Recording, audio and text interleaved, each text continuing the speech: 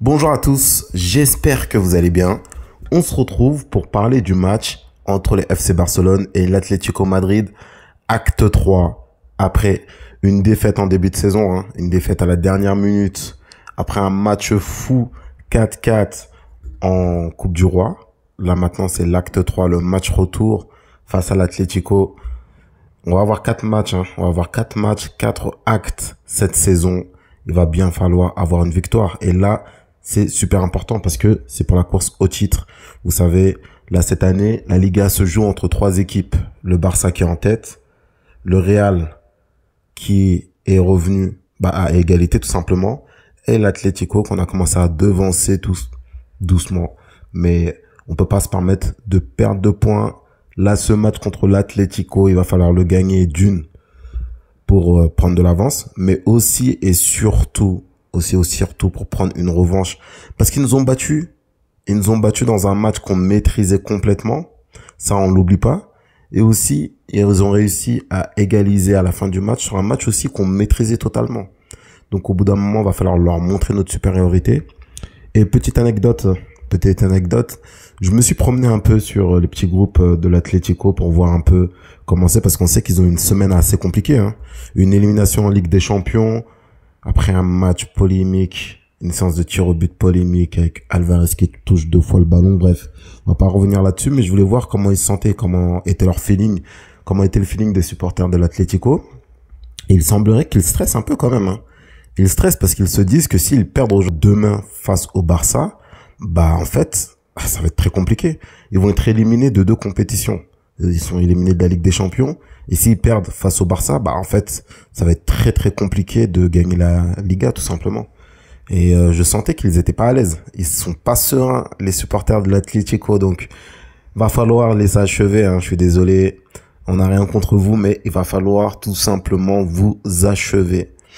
Mais avant de parler du match plus en profondeur, on va reparler de quelques petites actus Barça.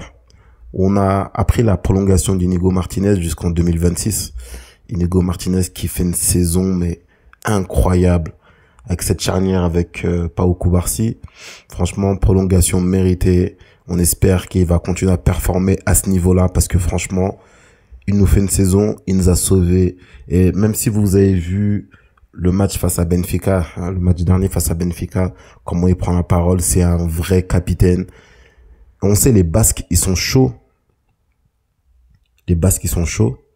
Et on le voit avec Inigo. Il nous faut en fait ce genre de profil. Il faut quelqu'un avec du caractère.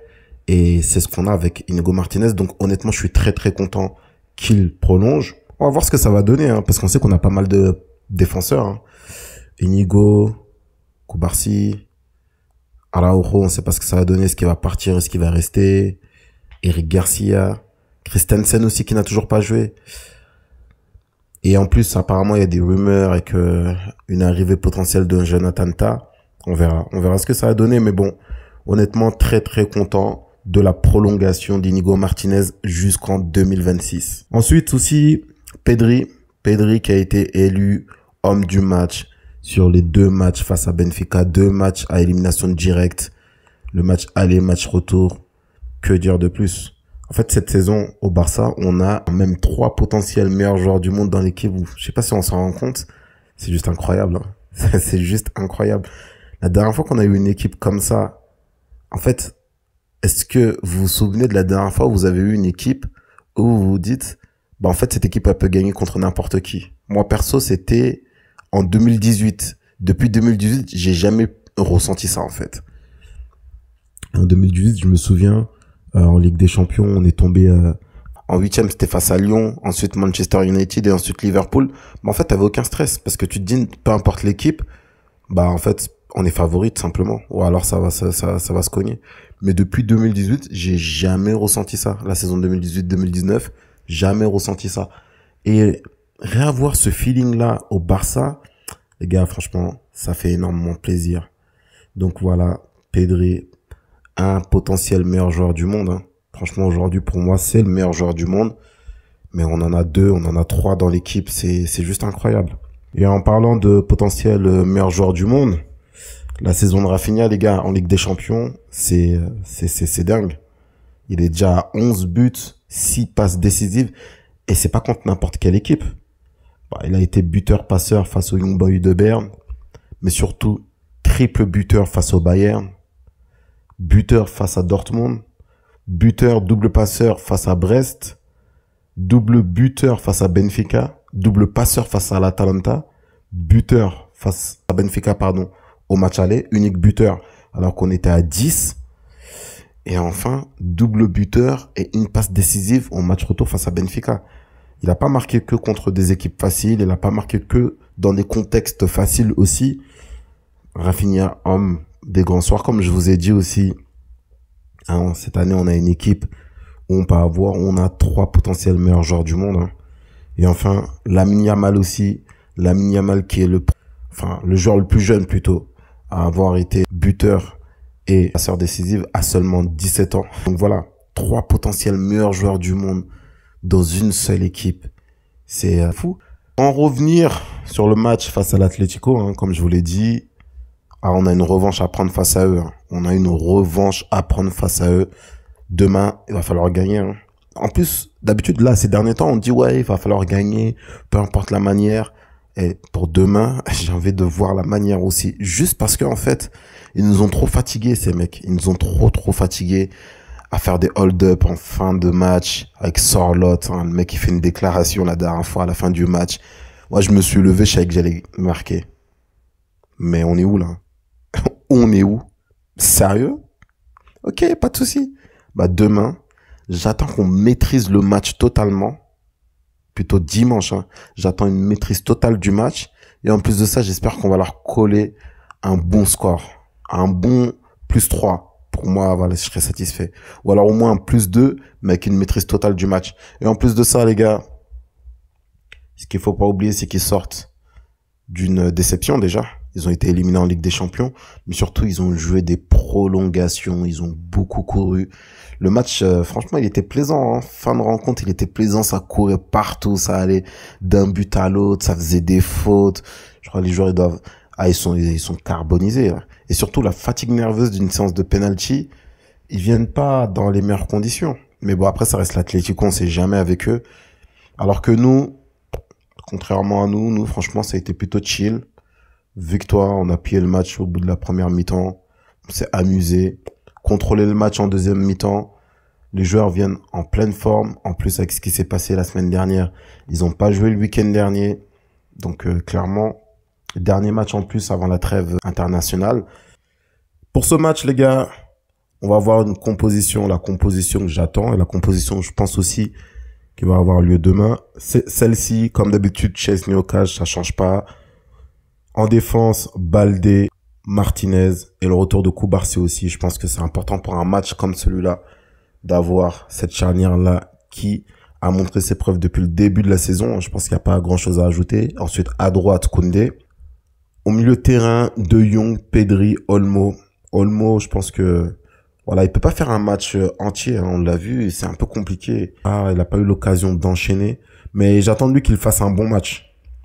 En plus, on aura besoin de Olmo, parce qu'on sait que l'Atlético, ils vont peut-être, il y a de grandes chances qu'ils jouent avec un bloc assez bas. Je pense pas qu'ils vont venir nous chercher super haut. Je pense pas qu'ils vont essayer de presser et tout. Je pense qu'ils vont jouer avec un bloc assez bas. En plus, leurs joueurs, ils doivent être assez fatigués. Donc voilà, un joueur comme Olmo, pour son jeu entre les lignes et tout, ça va être super important. Après, on sait qu'il peut pas faire le match en entier. Je sais pas, on verra de toute façon. Et ensuite, en attaque, ça bouge pas. L'homme des grands matchs, Rafidor. À droite, Yamal. Et enfin, dans l'axe, j'ai une petite interrogation parce que, au vu du match dernier de Lewandowski, il était catastrophique son match.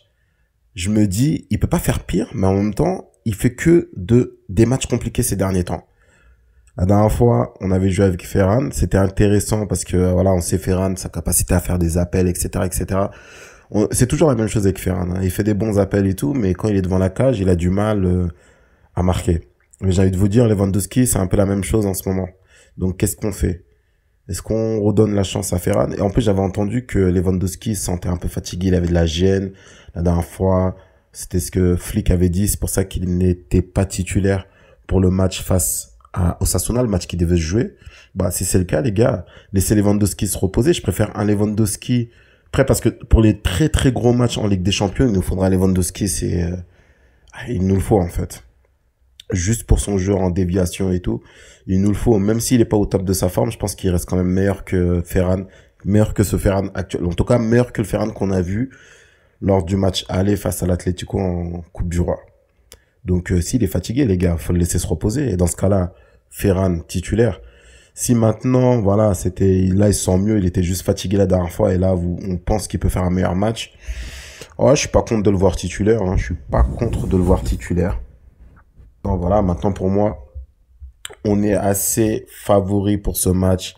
En tout cas, le rapport de force est plus en faveur du Barça. Maintenant, il va falloir être sérieux, marquer les occasions, gérer les temps faibles et les temps forts surtout. Et surtout les temps calmes aussi, avec une équipe comme l'Atlético, on sait, c'est des bandits, eux. Quand on pense que ça y est, le match il est plié, c'est là ils vont commencer à se réveiller, à faire un changement bizarre, et à faire rentrer des milieux de terrain à la place des attaquants, il va faire rentrer Sorloth aussi, il va faire des trucs bizarres. Il va pas falloir se faire berner par Simeone, on sait. Donc il va falloir gérer les temps forts, gérer les temps faibles, gérer les temps calmes aussi, les temps bizarres, faut tout gérer avec ce coach. Et voilà, et gagner tout simplement. Ouais, rien d'autre à ajouter, les gars. Là, va juste falloir gagner, conforter la première place, partir en trêve en étant à la tête de la Liga et surtout en ayant un match en moins. Il n'y a pas chose plus confortable que ça. Voilà, les gars, c'est tout pour l'avant-match. J'espère que le Barça va pouvoir s'imposer. Comme je vous ai dit, j'espère une victoire +2 avec un très très bon contenu. Mais bon, on verra demain. Moi, je vous dis à demain. Peut-être demain, il y a une autre vidéo qui va sortir sur les ailiers gauche, sur les potentiels ailiers gauche. Donc, restez branchés. Et comme d'habitude, n'hésitez pas à vous abonner, à commenter, à lâcher un petit like aussi. Moi, je vous dis à très bientôt et ciao, ciao.